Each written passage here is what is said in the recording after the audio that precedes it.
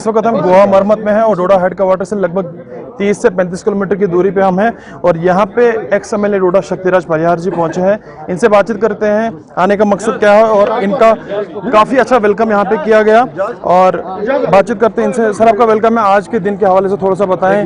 मरमत आप आए हैं, गोवा मरमत, इस हवाले से थोड़ा डिटेल से बताएं कि आने का मकसद क्या है आज यहाँ। भारतीय जनता पार्टी जम्मू कश्मीर के हमारे प्रदेश अध्यक्ष जी ने एक अभियान लिया है, चलो बूथ की ओर, यानी जनसंपर्क अभियान लिया हुआ है कि जितने भी सीनियर कार्यकर्ता, सीनियर लीडर जितने भी हैं, वो पोलिंग बूथ पे जाके, मंडलों में जाके वहां पे भारतीय जनता पार्टी के कार्यकर्ताओं से मिलें और वहां लोगों से बातचीत करें कि जो प्रधानमंत्री द्वारा जो योजनाएं जो चलाई गई हैं गरीब, मजदूर और किसान के लिए, उनका लाभ उनको किस तरीके से मिल रहा है। अगर जिन लोगों को नहीं मिल रहा है उनको आइडेंटिफाई करके, ताकि उन लोगों को भी उसका बेनिफिट मिले।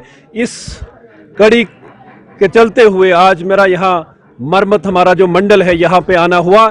यहाँ मीटिंग नहीं, यहाँ तो बहुत भारी एक जलसा रैली के तौर पे यहाँ लोग काफ़ी संख्या में आए। मैं इनका आभार प्रकट करता हूँ कि जिस गर्मजोशी से इन्होंने यहाँ पे वेलकम स्वागत किया।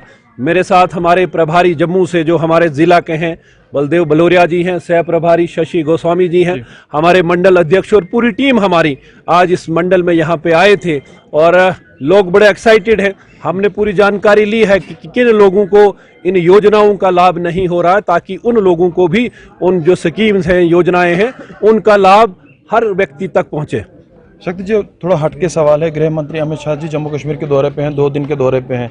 क्या लगता है कि कोई बड़ी घोषणा की जाएगी? जिस तरह से हमारे पीएचई डेली वेजर्स जो हैं सड़कों पे हैं, अलग अलग डिमांड्स लेके वो सड़कों पे हैं, एक ही अमला नहीं है, एक ही डिपार्टमेंट नहीं है, अलग अलग डिपार्टमेंट के लोग सड़कों पे हैं। क्या लगता है आपको उनके लिए कोई बड़ी घोषणा की जाएगी? नहीं, देखिए, गृह मंत्री जी आदरणीय अमित शाह जी आज 2 दिन के दौरे पे हैं। वो एक ऑफिशियल उनका जो प्रोग्राम है, टूर है उनका, वो है। आपने देखा होगा कि ऑलरेडी 12,000 जो पीडीडी के डेली वेजेस थे उनको परमानेंट किया जा रहा है। जो बाकी पीएचई के और बाकी डिपार्टमेंट्स के जो हैं, हमारे प्रदेश के अध्यक्ष जब वो वहाँ पे प्रदर्शन कर रहे थे, वो खुद जाके उन लोगों को मिले और आश्वासन वहाँ पे दिया कि हम लेफ्टिनेंट गवर्नर साहब से उनको मिलाया है, उनकी जो भी यूनियन है, हम पूरी उनकी सपोर्ट में हैं। जो भी डेली वेजर्स हैं, डेली रेटेड वर्कर्स हैं, वर्क चार्ज हैं, हमारी भी ये डिमांड होगी कि उनको जल्द से जल्द उनको परमानेंट किया जाए, रेगुलराइज किया जाए। उसके लिए भारतीय जनता पार्टी उन लोगों के साथ में खड़ी है। शक्ति जी, सुधमादेव का काम लगा हुआ हाईवे का, क्या लगता है कब तक ये प्रोजेक्ट पूरा हो जाएगा और आने वाले टाइम में लोगों को कितना फायदा इससे होगा? अभी आप देखेंगे गोवा से लेके ठाठरी तक, न कि ठाठरी तक बल्कि किश्तवाड़, सिंथन टॉप तक ये काम चल रहा है। हमारा यहाँ पे जो पीछे जो टनल जो बनना है, यहाँ पे 2.5 किलोमीटर का एक टनल होगा, 5.5 किलोमीटर का और टनल होगा। जो 3,000 करोड़ का पैकेज है उसका टेंडरिंग प्रोसेस चल रहा है। तो मुझे ये विश्वास है कि जल्दी उसके टेंडर होके वहाँ पे काम शुरू होगा और आने वाले कुछ सालों में हम चनैनी, सुध महादेव, गोवा से होते हुए, ये खलैनी से होते हुए किश्तवाड़, डोडा को जा सकते हैं। और इस हाईवे के बनने से ये पूरा इलाका जो टूरिज्म के मैप पे भी आएगा। जब सारे लोग इस रूट को अपनाएंगे तो जानकारी होगी कि ये फार फलंग इलाका हमारा जो मरमत का है, खलैनी का जो हमारा, ये दोनों जो ब्लॉक जो दोनों यहाँ पे हैं, इनको भी एक्सप्लोर किया जाएगा। शक्ति जी, जिस तरह से हम देख रहे हैं कि एक देरेना डिमांड है डोडा कपरन रोड की, अभी तक वो डिमांड पूरी नहीं की गई और भारतीय जनता पार्टी के टाइम पे कई सारे प्रोजेक्ट जो है नए लाए गए और एक देरेना डिमांड अभी तक पूरी नहीं की जा रही है। क्या आने वाले टाइम में हम ये भी माने कि उसका काम भी लगेगा? अगर रुकावट है तो रुकावट किस जगह पे है? नहीं, देखिए, उसके लिए हमारी पहली प्रायोरिटी जो थी, जो मुझे, जब मैं यहाँ पे उस वक्त एमएलए भी नहीं था, हम पार्टी की तरह यहाँ काम कर रहे थे, पार्टी को मजबूत करने का काम कर रहे थे। लेकिन डॉक्टर जितेंद्र सिंह जब पीएमओ में मंत्री बने, हमने ये जो गोवा सुध महादेव जो हमारा जो मरमत का जो इलाका है, इस हाईवे को लेके बहुत प्रयास किया और 4 से 5 वर्ष उसमें लग गए इसको सैंक्शन होने में। पीएमडीपी में 2100 करोड़ रुपया इसका सैंक्शन हुआ था और ये काम शुरू हुआ है। जहां तक देसा कपरन की बात है, हम उसके अगेंस्ट नहीं है। उसकी क्या फिजिबिलिटी बनती है, क्या, मुझे जो जानकारी, जो तब पीडब्ल्यूडी के जो ऑफिसर्स थे उन्होंने कहा था कि 20 किलोमीटर की टनल बनेगी, तो मुझे उतनी पूरी जानकारी उस इलाके की नहीं है। तो हम कोशिश करेंगे, हमारा पूरा प्रयास होगा कि वो वाला प्रोजेक्ट भी, अगर कोई इस तरीके का बड़ा प्रोजेक्ट डोडा डिस्ट्रिक्ट के अंदर आए, ताकि हमारे जो नौजवान साथी हैं उनको रोजगार मिले और एक बेहतर कनेक्टिविटी मिले। लोगों को आपकी तरफ से क्या मैसेज होगा खास करके? आज जितने भी यहाँ पे लोग आए थे, आपने देखा होगा कि बहुत सारे लोगों ने, वो कांग्रेस एनसी के लोगों ने आज भारतीय जनता पार्टी ज्वाइन की है। और बिलखसूस जो हमारे मुस्लिम कम्युनिटी के मुस्लिम भाई हमारे जो आज यहाँ मरमत में भारतीय जनता पार्टी ज्वाइन की है, ये दर्शाता है कि जो मोदी जी की जो स्कीम्स हैं, जो भारतीय जनता पार्टी की सरकार है, वो जो काम कर रही है, उसके चलते हुए आज लोग सैकड़ों की तादाद में, हजारों की तादाद में कार्यकर्ता एनसी और कांग्रेस का भारतीय जनता पार्टी के साथ ग्राउंड लेवल पर जुड़ रहा है। और बड़ी सतह पे भारतीय कांग्रेस और एनसी के बड़े बड़े दिग्गज नेता आज भारतीय जनता पार्टी पे ज्वाइन कर रहे हैं। मेरी लोगों से यही अपील होगी, गुजारिश होगी कि आइए भारतीय जनता पार्टी के साथ चलिए।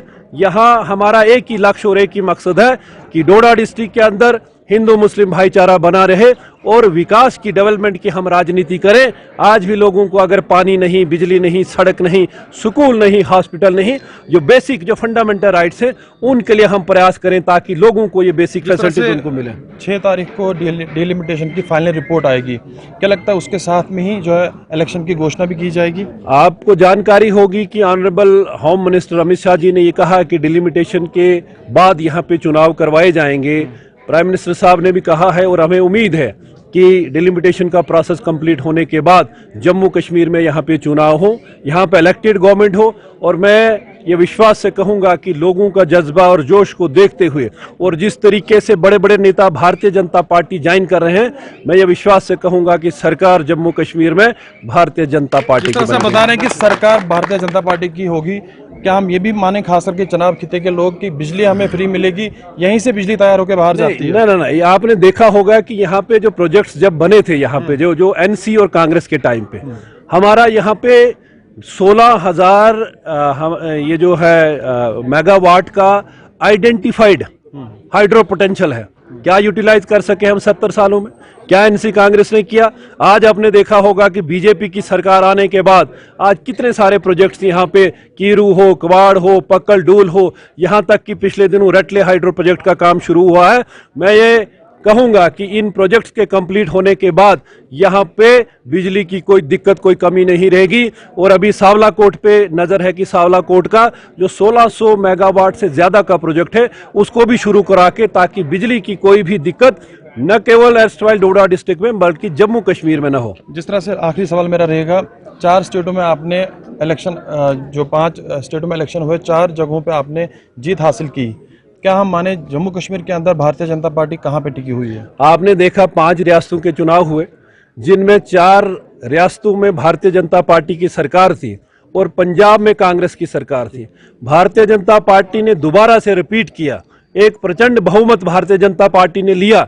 और खासकर आपने उत्तराखंड में देखा होगा कि कोई सरकार रिपीट नहीं हुई, वहां भी रिपीट हम हुए। गोवा में तीसरी बार हमारी सरकार बनी। और अक्सर डोडा में भी हम सुनते थे कि यूपी में तो बीजेपी गई, समाजवादी आएगी, लेकिन बाबा का बुलडोजर वहां पे काम कर गया और दोबारा से भारतीय जनता पार्टी की सरकार बनी। और उस विश्वास से मैं ये कहूंगा कि जम्मू कश्मीर अगला टारगेट भारतीय जनता पार्टी का टारगेट अगर कोई है तो जम्मू कश्मीर में हम सरकार यहाँ पे लोगों के आशीर्वाद से यहाँ पे बनाएंगे। एमएलए डोडा हमसे बात कर रहे थे और साफ तौर पे देख रहे थे आप कि किस तरह से बता रहे थे कि जम्मू कश्मीर के अंदर भारतीय जनता पार्टी आने वाले टाइम में अपनी जो है सरकार बनाएगी। और साफ तौर पे अलग अलग मुद्दों पे हमने इनसे बातचीत की और आप देख सकते हैं कि किस तरह से जश्न यहाँ पे मनाया जा रहा है, जिस तरह से 4 स्टेटों में भारतीय जनता पार्टी ने अपनी जीत हासिल की है और अलग अलग जो स्कीम्स हैं उनके बारे में जानकारी यहाँ पे दी जा रही थी लोगों को गोवा मरमत के अंदर। फिलहाल के लिए इतना ही। आप नूरुल हुदा जो ट्रस्ट है ये भी सामने आ चुका है, इसके ज़रिए से लोगों को फ़ायदा मिल रहा है। आज यहाँ पे आप देख रहे हैं मेडिकल कैंप भी लगा है, मैरिज सेरेमनी का जो कैंप है वो यहाँ पे लगा है। ये जो मेडिकल कैंप है इसके ज़रिए से लोगों, ये जो बीमार लोग होते हैं, गरीब तबके के लोग होते हैं, जो हॉस्पिटल में इलाज ना कर सकते हैं, वो यहाँ पे आके दवा लेते हैं और डॉक्टरों ने उनका अच्छी तरह से जांच भी किया है। और यहाँ पे मैरिज सेरेमनी भी जो हुई है, यहाँ पे कुछ हमारी सिस्टर्स का जो निकाह हुआ है वो भी आज यहाँ पे हुआ है। नूरुल हुदा हमारे सामने आया है तो हमें नूरुल हुदा का भी सपोर्ट करना चाहिए। इसके ज़रिए से इन गरीब तबका की बेटियों को की निकाह होती है इससे। निकाह सेरेमनी जो हुई यहाँ पर वो बहुत देखने लायक थी, क्योंकि गरीब जो बच्चियाँ हैं जिनकी आज मतलब घर में उतनी फैसिलिटीज़ नहीं है कि वो शादी कर सके, और ये उनको बहुत ही मावनत करते हैं और बहुत अच्छी तरह से उन्होंने इनका ख्याल रखा है और उनके जो भी उनकी ज़रूरत थी वो इन्होंने की। और हम शुक्रगुजार हैं खुदा जो फाउंडेशन है उनकी तरफ से, क्योंकि इस इलाके में जब से आए हैं बहुत बच्चियों की निकाह में ये शामिल हुए हैं, और हम बहुत ही शुक्रगुजार हैं इनके कि जो इनके मतलब चला रहे हैं इस फाउंडेशन को, और बाकी बहुत अच्छा है इनकी वजह से हम यहाँ बहुत अच्छा फील कर रहे हैं। नूरुल हुदा फाउंडेशन वेलफेयर की तरफ से आज माकाम में एक प्रोग्राम चलाया गया जिसमें एक मुफ्त तिब्बी कैंप का भी इनेकाद किया गया था। वही मौके पर जो है 2 गरीब लड़कियों को भी यहाँ पर जो है मैरिज के हवाले से जो सामान है वो भी फराहम किया गया। तो इस प्रोग्राम का यही मकसद था कि जो भी तबके में गरीब है कहीं ना कहीं उन्हें इस ट्रस्ट की तरफ से जो यहाँ पर फ़ायदा मिल सके, और आम लोगों पर यही जोर दिया गया कि इस वेलफेयर ट्रस्ट के साथ हाथ बटाए और ज़्यादा से ज़्यादा मावनत करें, ताकि वो गरीबों के साथ साथ जो भी समाज में चाहे लड़कियों की बात करें जो गरीब तबके से वापस कहीं ना कहीं जो है उन्हें कहीं फ़ायदा मिल सके। Aditya JK24/7 news Magam. मगर अगर कत करो खाद खाद बहन शतन, मगर यह खाद वोल दिवान 7 शतन। अत पे लूकन खास कर बस वनस तान वसादत समन लूकन नश वातन किसान नच, चाहे सह डंगर चाहे कुन जाय किसान 92 शतन रेट हज, मगर अमिस जमींदार भाई दिवान 7 शतन बेस दिवान डुप्लीकेट।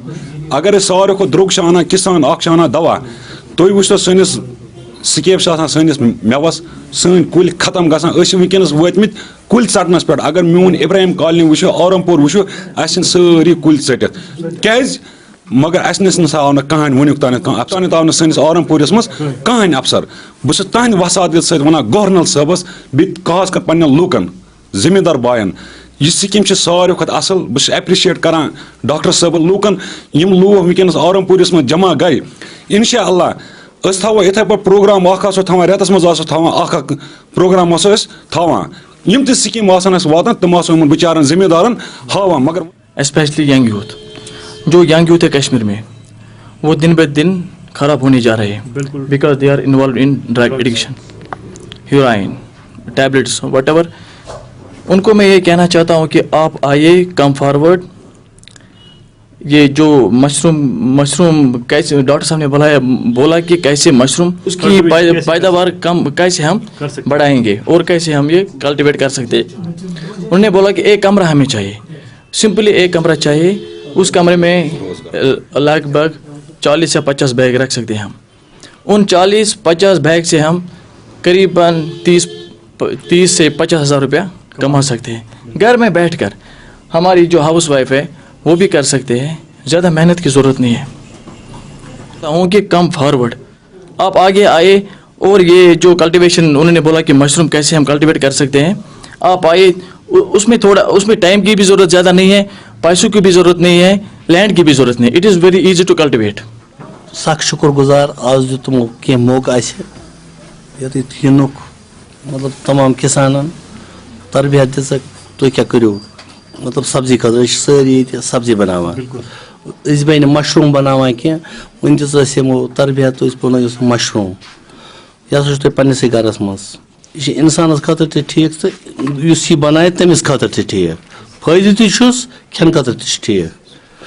तो इन चीज़ कत कि यमो दित तरबियत आज वारिया शुक्रगुजार। इस वक्त अगर हम बात करें आज आरमपुरा सोपोर में, अगर हम नॉर्थ कश्मीर की बात करें, पहली बार जो है आज एक प्रोग्राम का इनेकाद किया गया था जिसमें अगर हम देखें मशरूम के हवाले से बात की गई। क्योंकि अगर हम नौजवानों की बात करें जो लगातार अगर हम देखें ड्रग्स में मुलवस होते हुए नजर आ रहे हैं, तो उसी के हवाले से अगर आज की बात करें यहाँ आरमपुरा सोपोर में जो कि DDC कैंडिडेट मुश्ताक अहमद है, उन्होंने एक प्रोग्राम रखा था और जिसमें उन्होंने अगर हम देखें सोपोर के युवा जो है, या अगर हम देखें जो जितने भी फ्रूट ग्रोवर्स की बात करें या वेजिटेबल ग्रोवर्स की बात करें, वो यहाँ पे मौजूद थे इस प्रोग्राम में। और किस तरह से जो है मशरूम कल्टीवेशन को हम बढ़ावा दे सकते हैं, किस हिसाब से अगर हम देखें अपने घर के अंदर जो है बिजनेस कर सकते हैं। जो फेक पेस्टिसाइड्स की अगर हम बात करें जो मार्केट में आजकल जो अवेलेबल होता है, इन्होंने कहा कि एडमिनिस्ट्रेशन को चाहिए कि एक बार जो है मार्केट चेकिंग होनी चाहिए, जो भी जो दवाई जो बेचते हैं उनकी लाइसेंस चेक होनी चाहिए, और साथ ही साथ जो दवाई वहाँ से आ रही है उसकी टेस्टिंग होनी चाहिए। और साथ ही साथ इन्होंने ये भी कहा कि जो कि आज का प्रोग्राम था मशरूम के हवाले से जो इन्होंने आज यहाँ पे अवेयरनेस दी, इनका कहना है कि लोगों तक हमने ने जो है आवाज़ पहुंचाई और लोगों का भी जो अगर हम देखें रुझान इसकी तरफ जो है अच्छा देखने को मिल रहा है। और इसके साथ साथ इन्होंने भी जो है एक मैसेज जो हमारे अगर हम युवाओं की बात करें उनको जो है मैसेज दी कि बिल्कुल अगर हम देखें कम से कम पैसे में जो है वो अच्छा खासा बिजनेस कर सकते हैं, अपना यूनिट स्टार्ट कर सकते हैं, जिससे जो है बेरोजगारी की अगर हम बात करें वो खत्म हो सकती है। तो इसी के हवाले से जो है आज का ये प्रोग्राम रखा गया था, जो कि अगर हम देखें नॉर्थ कश्मीर में आज पहला प्रोग्राम रखा गया था कि जो कि आरमपुरा में डीडीसी मुश्ताक अहमद ने जो यहाँ पे रखा गया था। तो इसके हवाले से जो है इनका आगे भी ये भी कहना है कि आगे भी जो है हम ऐसे अवेयरनेस प्रोग्राम्स जो है वो आगे भी इनेकाद करते रहेंगे। आप बने रहिए JK24/7 के साथ।